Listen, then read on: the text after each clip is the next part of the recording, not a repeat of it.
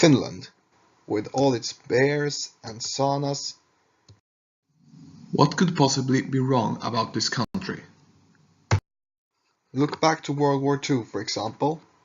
Was Finland a neutral country like Sweden or Switzerland, or a country which fought alongside the Allies against the Axis? Which part was Finland in? Well, neither of it. This nice gentleman is Risto Ryti, the fourth president of Finland. And this is another picture of Ryti, and the man he is shaking hands with surely needs no introduction. But for those who don't know, spoilers! Hitler's Allies, Episode 1, Finland, during the Second World War. As you see in the picture, Hitler is in Finland, meeting to his right, President Ryti, and to his left, Carl Gustaf Mannerheim, who is in head of command of the Finnish army. But what led up that Finland are fighting alongside Germany in World War II? To understand this, we need a backstory. 1918, and the Russian Revolution has happened, and Vladimir Lenin claims that he will create a union of Soviet Socialist republics, including all the former territories of the Russian Empire. The Russians thinks da, and the Finnish thinks ei. In reality, all of Finland has had enough with empires, because after being part of the Swedish Empire for nearly 700 years, and as a Grand Duchy in the Russian Empire with the Russian Tsar as Grand Duke, Finland declared itself independent from Russia. Only a few months after the declaration of independence, the Finnish Communist Party, which was newly started, think that they could launch a similar revolutions like in Russia, but in Finland. So, just 3 months after the declaration of independence, vallankumous. But it didn't turn out well as the Red Finns had expected, and that led to the Finnish Civil War. The Red forces, the communists, had a little bit upper hand, because they occupied the industrial centers of Helsinki, Turku and Vasa, and they surely received aid from the Soviet Union. But the White forces, the nationalists, had two special weapons. And it were General Mannerheim, who had spent years in the Russian Imperial Army and are very experienced in wars such as the Russo-Japanese War of 1905 and in World War I, and he has now returned to Finland to liberate his country.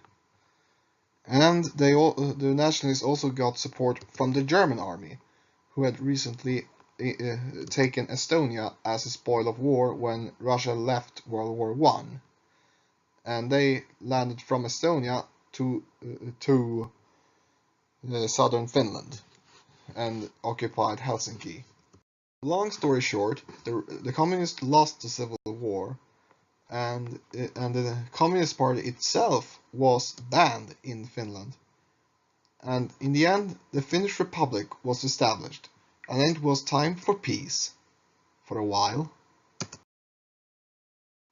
September the 1st, 1939, Germany invaded Poland, starting World War II. Up in Scandinavia, Finland, Sweden, Norway and Denmark had met in Stockholm to tell the world that we are all neutral. But behind the scenes in the world of politics, the Molotov-Ribbentrop Pact has been signed between Nazi Germany and the Soviet Union, and they had divided up Eastern Europe between them. Finland was lying in the Russian zone of influence. While Germany invaded Poland, the Soviet Union sent demands to the Baltic states, Estonia, Latvia and Lithuania. And it went kind of like this. Hey, can I station troops in your countries? Do we have a choice? Nope. Okay. Same demands came to Finland in November 1939, but this was a little bit extra. Can I station troops in your country and maybe move the border a bit around Leningrad, for example? Hey, we are neutral. This means war, you know. Ah, come on then, Ruski. And this led to the Winter War, which lasted from November of 1939 to the March of 1940. The attack against Finland was massive in the beginning of the war. The Russians attacked all the way from Murmansk in the north to Leningrad in the south. Finland were both outgunned and outnumbered. But the Finns had the upper hand again. Mannerheim, who were now field marshal and command of the Finnish army, and I already told you about that in the Civil War, that he is a special general and knew how to fight against a massive enemy. And also look on this landscape. This is a typical winterland of Finland. Even if it looks beautiful, but the temperatures can plumb down to 30 degrees Celsius and sometimes even colder. One clear example of this was the Battle of Suomussalmi, for when 3 Soviet divisions tried to attack Oulu, a port city on the Baltic Sea, in an attempt to cut Finland in half. And when they approached the village of Suomussalmi, they were pinned down by Finnish troops advancing on skis, and they attacked the convoy up and down, but on the narrow road of Rate Road. And rumor says that some Russian troops was frozen to death standing. After the battle, the Russians had lost over between 13,000 to 27,500 dead, while the Finns had only lost around 1,000. But Finland couldn't withstand the pressure from the Russians forever. So in 1940, March of 1940, the Treaty of Moscow was signed, and this peace settlement had made that Finland must cede these territories to Russia, which is 11% of their land, and they had to lease the Hanko Peninsula, which lies in the mouth of the Gulf of Finland, for 30 years, and they had to cede 4 islands in the Gulf of Finland. In the aftermath, especially in Karelia, which were going to be part of the Soviet Union and which part of Russia today, the Finns who were living there refused to be part of the Soviet Union and moved to Finland.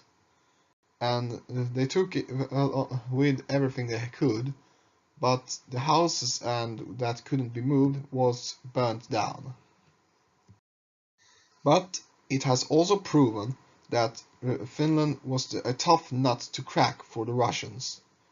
For of the 700 troops, Soviet troops, which was sent against Finland, over 150,000 were killed or missing, while the Finns, however, of their 300,000 strong army total, had lost around 25,000 dead or missing. This is way smaller than the Russian counterpart, which had lost even more.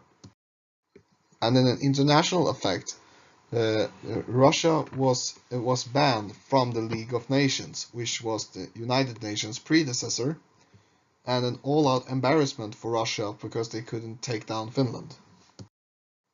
This embarrassment just led that for the Germans, and especially Adolf Hitler, that Russia wasn't ready for war. The interim peace from 1940 to 1941. The day of the armistice was a day of sorrow back in Finland. The Finnish flag was flying on half-mast in Helsinki. But Stalin and the Red Army wasn't done with Finland. 1 month after the Winter War, the Stavka, or Soviet High Command, who had taken notes and experience from the Winter War, planned to invade Finland. Again, Mannerheim knew that Russia would never leave Finland alone so easily. So he began to seek help, especially the Western allies, Britain and France. Britain and France had, however, planned for an intervention in the Winter War, but this plan had to that Allied troops must cross Norway and Sweden to get to Finland, and this had been rejected by the Norwegian and Swedish governments. And time itself was also running against the Allies, because on April 9, 1940, Germany occupied Denmark and invaded Norway. And in June of same year, France fell to Germany. This meant that Germany now totally controls all of Europe. And the noose was already going to be even more tightening. Or remember the Baltic states, which I named earlier, which they have granted the Red Army to station troops within their borders. And the Soviet troops within them swiftly overthrew their governments and incorporated them into the Soviet Union. Bam! This is now part of the USSR now. They are Soviet republics and they will not be granted independence until the end of the Soviet Union. And up in Finland, it was even worse. During the summer of 1940, Russia wanted transit rights to Hanko, and they wanted nickel mines to Soviet control, and renewed peace treaty. And even more complications that the Red Army was now focusing troops along the Finnish borders. And in August of 1940, Joseph Weltjens of the German Luftwaffe visited the newly elected President Ritzy. He had delivered a request from the German army that the troops stationed in Norway to have transit rights in Finland, for the Germans were now planning to attack the Soviet Union. Finland's position was now like this. They could either accept Germany's proposal or be forced to fight against the Soviet Union on its own again. President Ritty thinked if a common Finn had to be asked of either fighting alongside Germans or alongside Russians, many Finns would choose the Germans, and thereby President Ritty signed the request, and German troops began to arrive in Finland within days. This led also of an opportunity for Finland to expand its borders. This is the borders of 1940, and this is the borders Finland wanted back from the Winter War. And then this picture is Greater Finland with Eastern Karelia. Karelia is a land that's inhabited by Finnish minority. The Continuation War, 1941 to 1944. On June 22, 1941, the German army launched Operation Barbarossa, the attack on the Soviet Union, which created the largest land war in history, spanning from the Baltic Sea to the Black Sea, almost the entire length of Europe. And up in Finland, on the 25th of June, the Red Air Force, the Russian Air Force, bombed Helsinki. The day after the bombing on June 26, Risto Ryti announced that Finland was in a state of war and declared war on the Soviet Union. Finland had also an risky relations to Hitler. For one of it was Finland regarded itself as not being part of the Axis. They instead referred that they were co-belligerents or brothers in arms, fighting side by side against a common enemy, and not against the Western Allies, which they didn't want to fight against. But then it came propaganda posters down in Europe, and Hitler had an official speak in the Reichstag, the German parliament, announced that Finland was fighting alongside the Axis and a fully fledged ally. In Britain, however, Churchill has regarded any friend of Nazi Germany was an enemy of Britain, regardless of what political standing or whatever they said, and Britain declared war on Finland.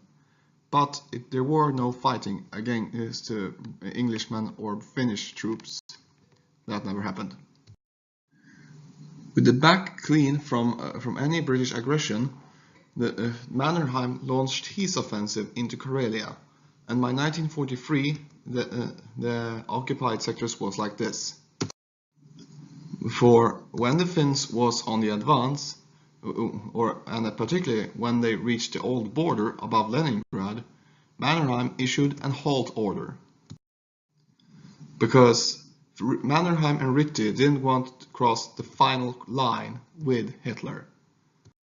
And because Germany had already requested a ton of some demands for Finland for German assistance. For example, Finnish troops up in Lapland, for example, was not led by Finnish officers, but instead by German Wehrmacht officers. And also the German SS, the elite guard of Germany, wanted to recruit volunteers in Finland. And all this was kept secret by the Finnish government. One particular part what Finland didn't agree on was the Holocaust, because when the Germans wanted to take away the Finnish Jews, the Prime Minister of Finland, Jukka Ragnell, said to them, "Finland has no Jewish question," and the Germans let them be. Also, some Finnish soldiers were Jews, and they fought fought side by side with the German forces up in Lapland.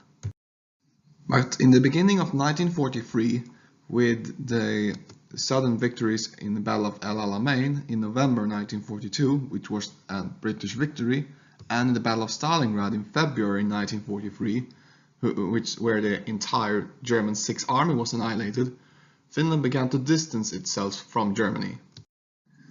Because Finland now wanted to get away from the German alliance, but the sheer troops of German troops in Finland did not agree on this, because the Finnish army was now overstretched and fighting against the Russians. If they broke away immediately, Finland would be an occupied state by the German army. Also, earlier in the 3rd of June 1942, Hitler visited Finland, meeting Mannerheim and Ritty on the Finnish headquarters in St. Michael. And Hitler wanted that the Finnish army to attack along the front line, because he wanted to push back the Eastern Front or do some kind of offensive anywhere along the Eastern Front. But Ritty and Mannerheim will not have it. Finland's army will not take part in any offensive actions against the Russians. Instead, they wanted that the Finnish SS would want to come home for home defense from the Eastern Front, which was an absolute hell. And later, Heinrich Himmler, the head of the SS, released the Finnish troops and they returned home. In 1944, however, Finland's survival was now at stake. On June the 9th, 1944, the Red Army, now battle-hardened of the carnage on the Eastern Front, attacked Finland. And the Finnish army was beaten and on the retreat. Finland's survival was now at stake. It was now time to break away, because Ritty and Mannerheim had for long had a plan, and it was now time to launch Operation Fool Hitler. This name I just made up, but it was a cool name. For this plan was that when Ritty signed the treaty delivered by Belgians earlier in 1940,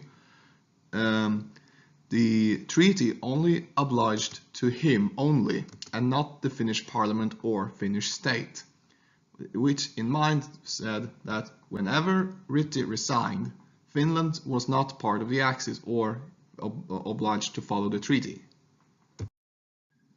Finland and Russia, however, had one final showdown in the Battle of Taliantala on the 9th of July 1944, where a force of 50,000 Finns was meeting a force of over 150,000 Russians.